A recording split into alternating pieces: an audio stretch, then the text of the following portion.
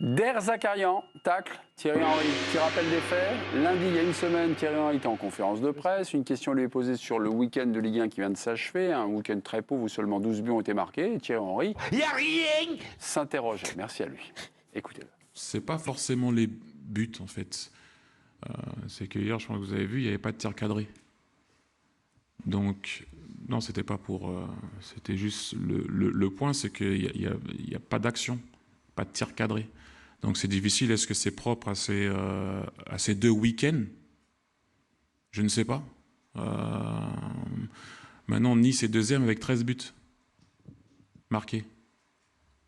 Donc, est-ce que ça vous surprend? C'est là, quoi, en fait, c'est devant vous. Mais alors, attention, je n'attaque personne, hein, comprenez-moi bien. C'est juste que je vous dis que le deuxième a mis que 13 buts seulement. Malheureusement, je pense que c'est ce qui frappe un peu tout le monde, c'est que tout ça s'est passé avec un Chelsea-Manchester City 4-4. Et ça frappe encore plus. Mais ça s'est passé le même week-end du 4-4. Et même au même moment, il y avait les matchs qui se passaient au même moment. On avait un Rennes-Lyon et de l'autre côté, on avait bien sûr le Lens-Marseille après. Donc, fallait juste pas regarder Chelsea-Manchester City. Michel Der Zakarian n'a pas apprécié cette sortie aujourd'hui dans le Midi Libre. Le coach de Montpellier trouve les critiques d'Henry illégitimes au regard de son passage raté en Ligue 1. Attention, sulfateuse. Je suis pas d'accord avec Thierry Henry. Il a entraîné où? Il a fait quoi à Monaco? Il a fait 3 mois. Il a dégagé. Le mec travaille pour la FFF et critique le football français. C'est une connerie. Michel Der Zakarian est-il à côté de la plaque à cette question? Deux chroniqueurs ne sont pas d'accord. C'est normal. C'est dans leur contrat. Jingle. C'est qui? C'est vous. Michel Der Zakarian est-il à côté de la plaque? Bah oui, un petit peu, Joe Mikou. Non, pas du tout, Greg Schneider. Greg, non, il n'est pas à côté de la plaque. Bah oui, retour sur le plateau de l'équipe du soir, c'est la dernière ligne droite. Michel Der Zakarian n'avait pas apprécié la sortie de Thierry Henry sur le niveau de la Ligue 1, le niveau du championnat durant la 12e et 11e journée. Je suis pas d'accord avec Thierry Henry. Il a entraîné où? Il a fait quoi à Monaco? Il a fait 3 mois, il a dégagé. Le mec travaille pour la FFF, il critique le football français, c'est une connerie. Michel Der Zakarian est-il à côté de la plaque? Il y avait un oui, Joe Mikou. Non, Greg Schneider, le président, est en mesure de trancher. Avant toute chose, j'aimerais vous dire. Non. C'est un Canois. C'est un Canois qui a gagné. Jean-Baptiste Andrea, veillez sur elle, c'est magnifique. Mais entre Canois, voilà. Non, il faut rendre à César ce qui appartient à César, Jean-Baptiste. Michel Der Zakarian. Ah, Michel Der Zakarian. Qu'est-ce qu'il est à côté de la plaque? C'est un Marseillais. Alors, c'est un Marseillais des Cailloles. Oui. Michel Der Zakarian, bien sûr. Je jouais, moi, gosse, contre son grand frère Jean-Marcel. Le sang chaud, quoi. Ok. C'est Mappy, Jean-Marcel Der Zakarian. ou pas, là? Vous nous faites des itinéraires. C'est vrai que peu de gens le savent, mais ça m'a fait. Évidemment, les gens croient que c'est un Montpelliérain. C'est le quartier des Cailloles, comme les Cantonales, les Roger Jouve. Eh ben moi, je suis Jo. Le problème de notre Titi Henry national, prince éthiopien, c'était le surnom, non, tu sais, c'est le surnom qu'on donnait à Didi, le grand joueur brésilien. C'est le surnom qu'on lui donnait parce qu'il avait une prestance. Et c'est vrai qu'il a une manière de parler et de te dire les choses et qui sont effectivement, il te le dit, il voit juste chaque fois quand même. On peut pas, machin. Et c'est drôle. Alors, c'est pas drôle je comprends, pour les entraîneurs français qui se sentent tout de suite visés. Déjà, il y a beaucoup d'entraîneurs étrangers aussi, hein, et les clubs, et qui sont visés pareil. Mais eux, on les entend jamais. L'entraîneur de Nice est italien. Oui, il est italien. Justement, c'est pas un entraîneur français, c'est un entraîneur italien. Ils ont marqué que 13 buts, c'est ça, si j'ai bien compris. Voilà. Donc là, c'est un entraîneur italien. Donc Michel, il le prend pour lui, peu cher, parce qu'il est il est un peu sanguin, un peu truc. C'est vrai que je suis d'accord aussi avec Joe. C'est pas la peine de dire qu'est-ce qu'il a fait lui, 3 mois, il a dégagé ou machin, tu vois.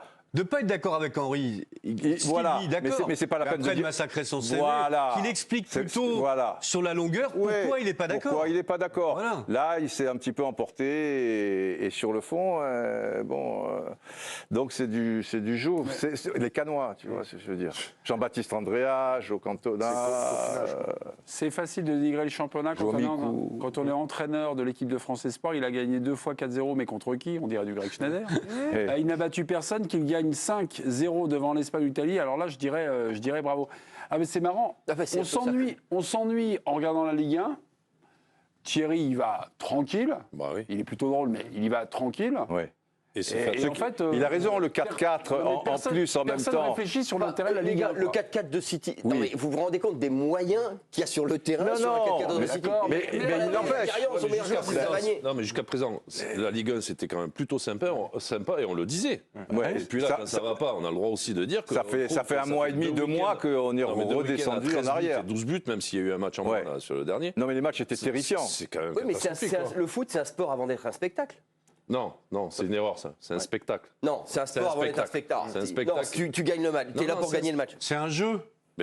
C'est un jeu, Greg. Spectacle et qui veulent faire du beau jeu, ils veulent perdre. Non. On revient sur. Mais d'abord, tu veux gagner et après. Il vaut mieux être, je sais pas qui, plutôt Guardiola. Guardiola, lui, il veut perdre. En fait. Alors, faut pas faire payer les gens pour perdre. Il ne faut pas faire payer les gens. Faut pas faire payer les gens. Il ne faut pas qu'il y ait de droits S'il y a que le télé, résultat qui compte, faut pas faire payer les gens. Mais c'est du sport spectacle maintenant. Dans la tête, dans la tête de ces mecs, dans la tête de Derzakarian par exemple, il y a le fait que c'est un sport et pas un spectacle. Dans la tête des 25 joueurs qui ont sous contrat, après, j'en ai parlé à Olivier. Il aime bien le jeu aussi, lui. Il le dit dans ses conférences des fois. Oui. Je dis pas que le mec, il veut que le résultat. Après, sur la justification et pourquoi il n'est pas d'accord. Et Olivier en a parlé à la cantine. Il y a une phrase de Michel Derzakarian qui dit: on joue tous les matchs pour les gagner. On ne joue pas pour s'ouvrir. Si on n'a pas les armes pour bien défendre, tu en prends 3 ou 4 et on va dire que tu as perdu. C'est ce que voilà, dit. Donc il est technicien français, il est élevé au biberon de la DTN française et voilà, s'ouvrir, c'est obligatoirement en prendre 4 ou 5.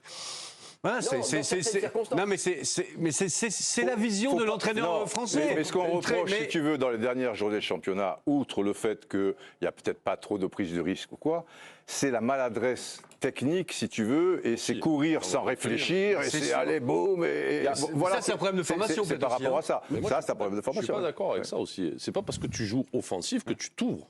Là, tu t'adresses à Guillaume. Non, c'est Michel Derzakarian. Comme si, à chaque fois que tu vas attaquer, en fait, il faudrait que tu crées des espaces dans ton dos, dans la défense. Mais pour moi, c'est pas vrai.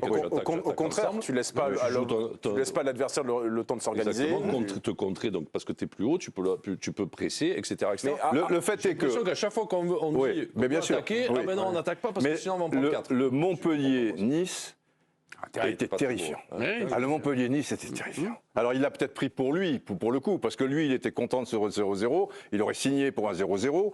Ils ont joué dans leur camp pendant tout le match pour un 0-0. Mais comme Nice, ils n'aiment pas trop faire le jeu. Et finalement, ils sont un peu maladroits. Pas du tout, Didier. Pourquoi pas du tout? Non, ils n'aiment pas trop. Pas du tout faire le jeu. À Nice, oui. Ludovic. Non, mais il ne faut pas forcément les renvoyer 2 à 2. Déjà, c'est 2 personnages qui disent ce qu'ils pensent. Donc déjà, ça a le mérite de poser le débat et c'est assez rare. Thierry Henry n'en est qu'au début. Donc il n'y a pas de comparaison à avoir avec celle de Michel Derzakarian, qui est lui déjà bien avancé dans sa carrière d'entraîneur. Déjà d'une chose. Et après, il faut faire le constat, c'est-à-dire que c'est culturel chez nous. On a toujours appris que 0-0, on ne prend pas de but, au moins on prend un point déjà. La Bundesliga a fait son mea culpa et a changé complètement sa révolution. Aujourd'hui, quel est le bilan? Les stades sont pleins, ça gagne de l'argent, c'est attractif. Il est là, et Thierry Henry a raison, il parle de tirs non cadrés. Nos joueurs, techniquement, ne sont pas finis. Ils ne sont pas finis parce qu'on n'axe que sur la vitesse, la profondeur, la puissance. Donc il y a évidemment des choses à changer aujourd'hui dans notre football. On terminera par une indiscrétion acquis du soir. Sachez que Thierry Henry a appelé cet après-midi Michel Derzakarian. Ah, c'est rigolo. Les 2 coachs se sont parlé, la conversation s'est bien passée, s'est déroulée de manière, on va dire, constructive. Super. Voilà, tout est bien qui fait le bien.